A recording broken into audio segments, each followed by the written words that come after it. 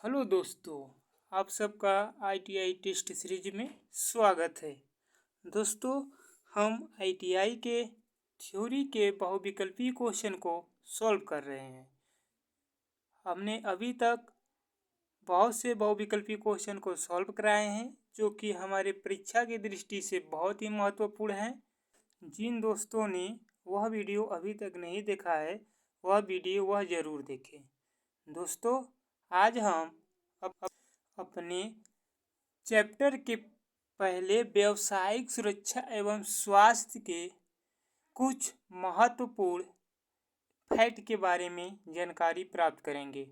दोस्तों, जितने भी महत्वपूर्ण फैक्ट हो सकते हैं आज हम उसको पूर्ण कर लेंगे।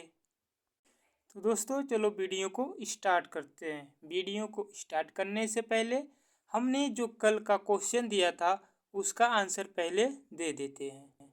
हमने कल क्वेश्चन किया था कि 5S का अर्थ क्या होता है। तो दोस्तों, 5S का अर्थ होता है, फर्स्ट एस से शॉर्ट अर्थात छटनी होता है, और सेकेंड एस से सेक्शन ऑर्डर अर्थात क्रमबद्ध निर्धारण करना होता है। तीसरे एस से साइन अर्थात चमकना होता है, और चौथे एस से स्टैंडर्डाइज मतलब उसका माननीकरण, और 5S से सेंटेंस होता है अर्थात कायम रखना। तो दोस्तों, चलो अब वीडियो को स्टार्ट करते हैं। तो दोस्तों, आज हम परीक्षा की दृष्टि से हमारे फर्स्ट चैप्टर के जितने भी महत्वपूर्ण तथ्य होंगे उसके बारे में जानकारी लेंगे। तो दोस्तों, पहला फैक्ट है कि जो सामान्य अवस्था में मनुष्य के शरीर का जो प्रतिरोध होता है वह 1000 ओम होता है, तथा शुष्क होने पर यह 70 से 100,000 ओम प्रति वर्ग सेमी के बीच में हो जाता है। और दूसरा जो फैक्ट है, डीसी धारा मिली एम्पियर में अगर हमारे शरीर के में 300 से ऊपर की सीमा पर पहुंच जाए तो हमारा जो श्वसन तंत्र है वह रुक जाता है। हमारा तीसरा फैक्ट है, कंबल बालू आदि का उपयोग करके हम ऑक्सीजन की आपूर्ति को रोककर आग बुझाने की जो क्रिया होती है उसे स्मूथिंग कहते हैं। हमारा अगला फैक्ट है, पीपीई का जो पूरा नाम है वह पर्सनल प्रोटेक्टिव इक्विपमेंट होता है। हमारा नेक्स्ट फैक्ट है, जो औद्योगिक सुरक्षा मानकों में 5ES का जो पूरा नाम होता है, education, encouragement, enforcement, engineering and evolution होता है। प्राथमिक चिकित्सा में ABC का जो पूरा नाम होता है वह एयरवे, ब्रीदिंग एंड सर्कुलेशन होता है।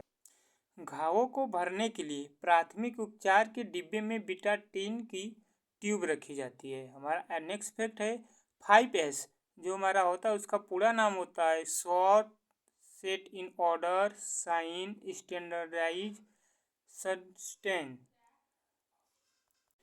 दोस्तों, जो हमारा सूचनात्मक चिन्ह होता है उसका जो आकार होता है वह वर्गाकार होता है, और उसका जो बैकग्राउंड होता है वह हरा होता है, और इसमें जो चित्र बना होता है वह सफ़ेद रंग का होता है। वही हमारा जो चेतावनी का चिन्ह होता है इसकी पृष्ठभूमि पीले रंग की होती है, और इसका जो आकार त्रिभुजाकार होता है, और इसमें जो चित्र बने होते हैं वह काले रंग के होते हैं। और जो हमारा निषेधात्मक चिन्ह होता है इसकी जो पृष्ठभूमि होती है वह वृत्ताकार होता है, और इसके किनारे पर और जो इसका बॉर्डर होता है और इसमें क्रॉस होता है वह लाल रंग का होता है, और इसमें जो चित्र बना होता है दोस्तों वह भी काले रंग की होती है। हमारे जो आदेशात्मक चिन्ह होता है इसका जो आकार होता है वह गोलाकार होता है, और इसका जो बैकग्राउंड होता है वह नीले रंग का होता है, और इसमें जो चित्र बनाया जाता है वह सफ़ेद रंग का होता है। हमारा जो अगला फैक्ट है कि तेली आग जो ऑयल फायर होता है उसे हम कक्षा F की आग भी कहते हैं, जिसे हम बुझाने के लिए फोम प्रकार के अग्निशामक का प्रयोग करते हैं। और CTC का जो पूरा नाम होता है वह है कार्बन टेट्राक्लोराइड। यह भी एक अग्निशामक यंत्र है जो कि पीतल का बना होता है। हमारा अगला फैक्ट है, जो कार्बोनिक फायर होता है इसको हम क्लास A में रखते हैं, और जो गैस की आग होता है उसे हम क्लास C में रखते हैं। मानव शरीर पर गुजरने वाली जो धारा का परिणाम होता है अगर वह 1 मिली एम्पीयर से कम है तो वह हमारे लिए आघातक मतलब घातक नहीं होगा। वही जो हमारा ISO का पूरा नाम होता है वह इंटरनेशनल ऑर्गेनाइजेशन फॉर स्टैंडर्डाइजेशन होता है। और जो हम 100 लीटर से अधिक क्षमता के बायल पर जितने भी यूज करते हैं वह बायल जो होता है वह भारतीय बायल अधिनियम 1923 के अंतर्गत बनाया गया होता है। दोस्तों, जो हमारे आग होता है वह सामान्यतः 4 प्रकार की होती है: class A, class B, class C and class D. इसके अलावा क्लास के व क्लास एफ भी होता है। क्लास बी और डी के जितने भी आग होते हैं इसको बुझाने के लिए हम कार्बन डाइऑक्साइड अग्निशमक का यूज करते हैं।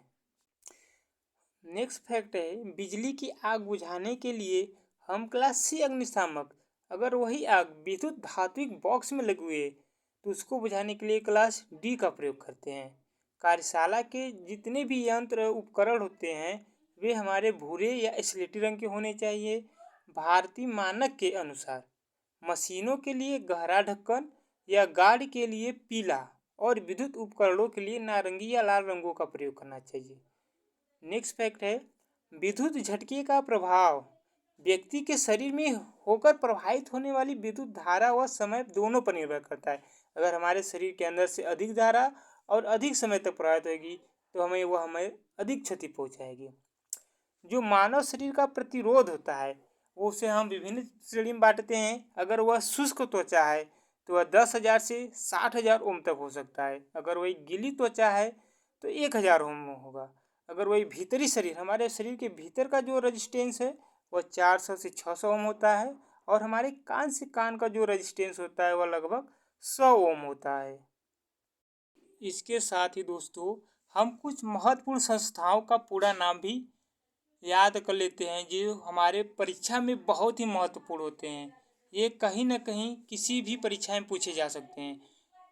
जैसे BIS जो भारत का है इसे ब्यूरो ऑफ इंडियन स्टैंडर्ड कहते हैं। ISO जो पूरे विश्व में होता है उसे इंटरनेशनल ऑर्गेनाइजेशन फॉर स्टैंडर्डाइजेशन कहते हैं। JIS ये एक जापानीज है, जापानीज इंडस्ट्रियल स्टैंडर्ड्स होता है। BIS जो कि ब्रिटिश है इसे BIS ब्रिटिश स्टैंडर्ड्स इंस्टीट्यूशन कहते हैं। एक होता है DIN जिसे डच इंडस्ट्री नॉर्मन कहते हैं। हमारा नेक्स्ट है ASA अमेरिकन स्टैंडर्ड एसोसिएशन। हमारा अगला है ISI इंडियन स्टैंडर्ड इंस्टीट्यूट। दोस्तों पहले हमारा ISI ही था लेकिन यह पाकिस्तान वाले ISI से मिलता जुलता था, इसलिए हमने इसको बदल कर BIS बना दिया। जो हमारा ISI का जो मुख्य उद्देश्य था दोस्तों, इसका मुख्य उद्देश्य यही था कि यह उपभोक्ताओं के हितों की रक्षा करे, इसीलिए इसको बनाया गया था। हम आगे आग की प्रकार भी जान लेते हैं जो हमारा इस प्रकार है। क्लास ए में लकड़ी, कागज, कपड़ा, जूट आदि में लगी जो आग होती है उसे हम क्लास ए में रखते हैं, जिसे बुझाने के लिए पानी या रेत का यूज करते हैं। जो हमारा क्लास बी है इसमें डीजल, पेट्रोल, मिट्टी का तेल तथा जितने भी तरल पदार्थ में लगने वाले होते हैं एक प्रकार से वे हमारे क्लास बी में आते हैं, जिसे बुझाने के लिए हम झाग वाले यंत्र या कार्बन डाइऑक्साइड का यूज कर लेते हैं। हमारा तीसरा है क्लास सी, जिसे गैस, LPG में और विद्युत में लगी जो आग होती है उसे हम क्लास सी में रखते हैं। इसे बुझाने के लिए हम शुष्क powder, carbon tetrachloride, carbon dioxide या हेलोन प्रकार के अग्निशामक यूज कर लेते हैं। हमारा जो क्लास डी होता है इसमें विद्युत तारों, उपकरणों और जो धातुओं में आग लगी होती है इसे हम क्लास डी में रखते हैं। इसे भी बुझाने के लिए हम कार्बन डाइऑक्साइड, शुष्क पाउडर और CTC का यूज करते हैं। हमारा अगला फैक्ट है कि अगर कृत्रिम श्वास, अगर कोई व्यक्ति मूर्छित होकर गिर गया या कुछ हो गया तो उसे कृत्रिम श्वास देने के लिए कितनी विधि होती हैं? तो हम कृत्रिम श्वास 4 प्रकार से दे सकते हैं। पहला होता है सिल्वेस्टर विधि। इस विधि में अगर जो पीड़ित है या जो रोगी है उसके छाती पर छाले पड़े होते हैं तो हम उसको पीठ के बगल लिटाकर उसे सिल्वेस्टर विधि से यूज करते हैं। हमारा दूसरा होता है सैफर विधि। इस विधि में हम क्या करते हैं, अगर पीड़ित के पीठ पर छाले पड़े होते हैं तो हम उसे पेट के बल लिटाकर उसे कृत्रिम श्वास देने की क्रिया करते हैं। और जो तीसरा है ये ऑन द स्पॉट तुरंत कर सकते हैं, यह मुंह से मुंह विधि होती है, इसे लाबोर्ड विधि भी कहा जाता है। और हमारा जो चौथा विधि होता है इसे कृत्रिम श्वास यंत्र द्वारा, यह एक प्रकार का यंत्र होता है जिसके माध्यम से हम पीड़ित को क्या करते हैं कि ऑक्सीजन दे सकते हैं। तो दोस्तों इस प्रकार से हम कृत्रिम ऑक्सीजन देने के प्रकार को भी जान लिए। तो दोस्तों अब हम बेसिक लाइफ सपोर्ट के बारे में भी जान लेते हैं कि ये क्या होता है। व्यक्ति को बचाने की दृष्टि से जो उपचार किया जाता है उसे हम क्या कहते हैं, बेसिक लाइफ सपोर्ट। इसके 3 चरण होते हैं जिसे शॉर्ट में ABC भी कहा जाता है। इसमें A का अर्थ होता है एयरवे, B का अर्थ होता है ब्रीथिंग और C का अर्थ होता है सर्कुलेशन। एयरवे से अर्थ है कि पीड़ित के चारों ओर शुद्ध हवा मिल रही है कि नहीं, उसके चारों ओर भीड़ है तो भीड़ को हटाते हैं। बी से ब्रीदिंग का अर्थ है कि पीड़ित सांस ले रहा है कि नहीं ले रहा है। अगर पीड़ित सांस नहीं ले पा रहा है तो उसे कृत्रिम सांस लेने की व्यवस्था की जाती है।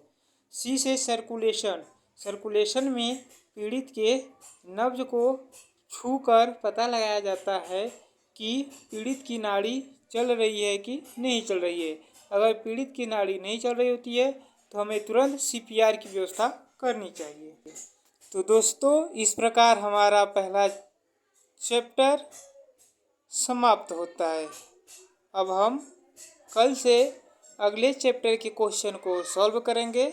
दोस्तों अगर ये हमारा वीडियो आपको अच्छा लग रहा हो तो हमारे वीडियो को लाइक कर दीजिएगा और चैनल को सब्सक्राइब कर दीजिएगा। और हाँ, आप इस वीडियो को अधिक से अधिक लोगों के पास भेजें जिससे उनको भी इस वीडियो का लाभ मिल सके। धन्यवाद।